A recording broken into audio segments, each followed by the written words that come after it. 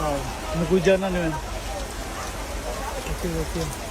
Mau sampai kapan ya mereka harus tinggal di tenda pengungsian? Di Aceh Tamiang, rumah hunian sementara sudah mulai dibangun. Tapi di Aceh ada sekitar 133 ribuan rumah yang rusak karena banjir dan tersebar di 18 kabupaten kota, men. Setelah banjir bandang, dampak penyakit yang sering muncul sangat banyak. Baik penyakit menular, bahkan akibat air dan makanan yang tercemar, men. Yang paling umum sih yang dirasakan bocil pasti diare ya. Penyakit kulit juga, karena bocil-bocil ini sering main dengan air yang kotor. Lumpur di lokasi banjir juga sangat berbahaya. Kalau basah sangat becek, kalau kering jadi debu. Ini bisa menimbulkan masalah pernapasan seperti ispa. Ditambah lagi dengan asap yang dibakar oleh para pengungsi dari sampah yang mereka nggak tahu harus buang kemana. Selanjutnya juga ada DBD. Karena lingkungan yang lembab ini mempermudah berkembang biaknya nyamuk. Makanya para pengungsi sangat membutuhkan kelambu.